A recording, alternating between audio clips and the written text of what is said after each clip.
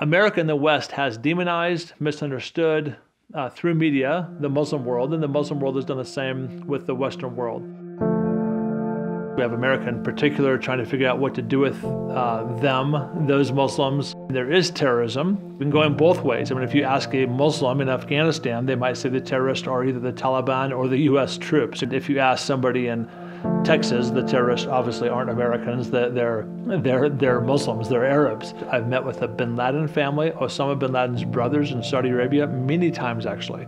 Met with the top muftis of Syria, of Saudi, of Egypt, Hamas, the Hezbollah, and we always focus on the person, Jesus. When you present Jesus as the central point to a discussion, not Jesus God, not Jesus prophet, not Jesus rabbi, but just the person Jesus. It's amazing what Westerners and Muslims, Easterners, can come together on and agree on. Ask any Muslim, do you believe in Jesus? The answer is yes. In fact, they believe he was sinless, born of a virgin, the Word of God, worked miracles, raised the dead, went to heaven, ascended to heaven, is alive today in heaven, and will come back at the end to judge the living and the dead. That's what Muslims believe in the Quran about Jesus.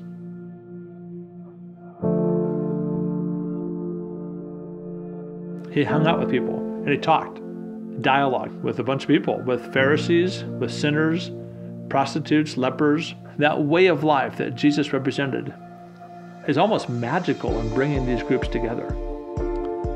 So what are we doing practically about this issue? We take people from opposite ends of the spectrum and we get them together to meet and we talk for an hour or 10.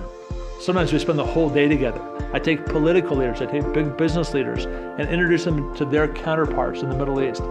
There's nothing better than sitting around the table, having dinner, talking about your wife and your kids to bridge misunderstandings, close the gap, build relationship, and lead towards reconciliation. And we think this is the answer.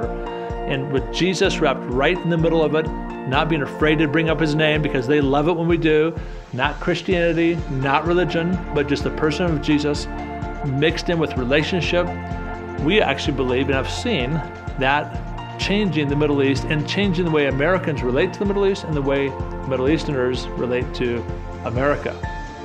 It is our belief, and we've seen it, and we've been seeing this now for 15, 20 years, that peace in the Middle East literally rests on the peacemaker himself, Jesus of Nazareth.